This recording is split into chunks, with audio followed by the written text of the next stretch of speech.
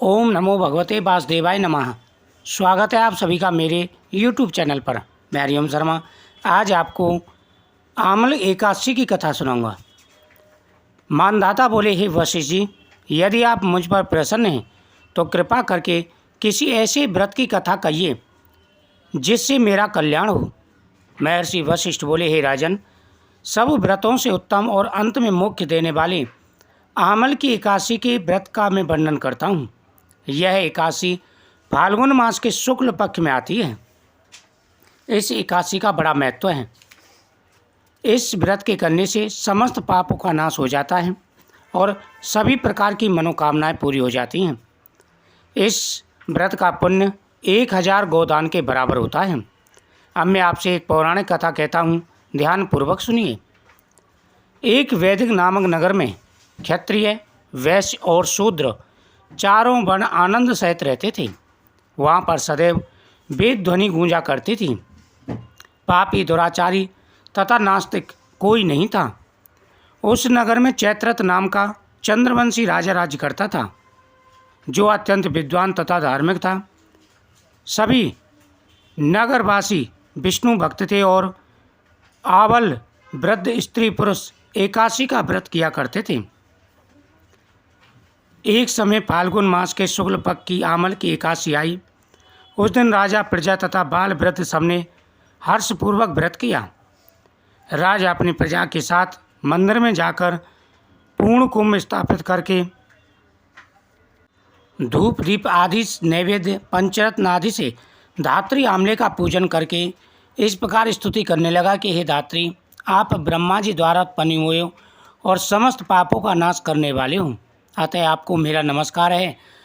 अब आप मेरा अर्घ्य स्वीकार करें। आप रामचंद्र जी द्वारा सम्मानित हो, मैं आपकी प्रार्थना करता हूँ, अतः आप मेरी समस्त पापों को नष्ट करें। उस मंदिर में सबने रात्रि को जागरण किया। रात के समय में एक बहेलिया आया, जो अत्यंत पापी और दुराचारी था। वह अपने कुटुंब का पालन जीव हिंसा करके किया करता था।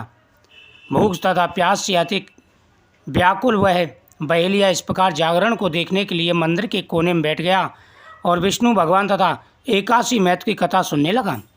इस प्रकार अन्य मनुष्यों की भांति उसने भी सारी रात जागकर बिता दी।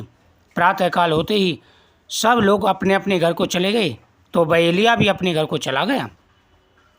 घर जाकर के उसने भोजन किया। कुछ समय के बाद में उसकी मृत्यु हो गई। परंतु उस आमल की एकादशी का व्रत व जागरण करने के कारण उस बहेलिया ने राजा विदुरथ के घर जन्म लिया और उसका नाम वसुरथ रखा गया। यानी वह पाप करता था, जीव हिंसा करना और उससे अपने परिवार का पालन पोषण करना, यही उसका नियम था। लेकिन आमल की एकादशी के सिर्फ स्मरण मात्र से, आमल की एकादशी के सिर्फ देखने मात्र से वह राजा हुआ दूसरे जन्म में। युवा होने पर वह चतुरंगनी सेना तथा धन्य धान से युक्त होकर 10,000 ग्रामों का पालन करने लगा।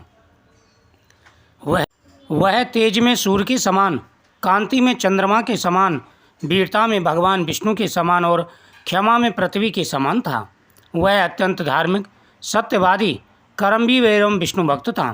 प्रजा का समान भाव से पालन, यज्ञ करना तथा दान देना उसका नित्य कर्तव्य था। एक दिन राजा शिकार खेलने के लिए गए। देवयोग से वह मार्ग भूल गया और रात्रि हो जाने पर उसी वन में एक वृक्ष के नीचे सो गया। थोड़ी देर बाद पहाड़ी मलेच्छ वहां आए और राजा को अकेला देखकर मारो मारो शब्द करते हुए उसकी ओर दौड़े। वह मलेच्छ कहने लगा कि इसी दुष्ट राजा ने हमारे माता पिता, पुत्र पौत्र आदि अनेक संबंधियों को मारा है तथा देश से निकाल दिया है, अतएव हम इसको अवश्य मारना चाहिए। ऐसा कहकर वे मलेच्छ अस्त्रों का प्रहार करने लगे। उनके अस्त्र शस्त्र राजा के शरीर पर गिरते ही नष्ट हो जाते और उनका बार पुष्पों के समान प्रतीत होता। अब उन मलेच्छों के अस्त्र शस्त्र उल्टा उन्हीं पर प्रहार करने लगे, जिससे वे मूर्छित हो गई। उसी समय राजा के शरीर से एक दिव्य स्त्री उत्पन्न हुई। वह स्त्री अत्यंत सुंदर वस्त्रों तथा आभूषणों से अलंकृत थी, मगर उसकी भ्रुकुटी टेढ़ी थी, आंखों से लाल लाल अग्नि निकल रही थी। वह स्त्री मलेच्छों को मारने दौड़ी और थोड़ी ही देर में उसने सब मलेच्छों को काल के गाल में पहुंचा दिया। जब राजा सोकर उठे तो इन मलेच्छों को मरा हुआ देखकर सोचने लगे कि इन शत्रुओं को किसने मारा है।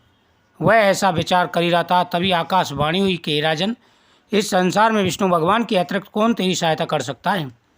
इस आकाशवाणी को सुनकर राजा अपने नगर को गया और सुखपूर्वक राज्य करने लगा। महर्षि वशिष्ठ जी बोले, हे राजन, यह आमल की एकादशी के व्रत का प्रभाव था। जो मनुष्य से आमल एकादशी का व्रत करते हैं वे सभी कार्यों में सफल होकर अंत में विष्णु लोक को जाते हैं। ओम नमो भगवते वासुदेवाय नमः।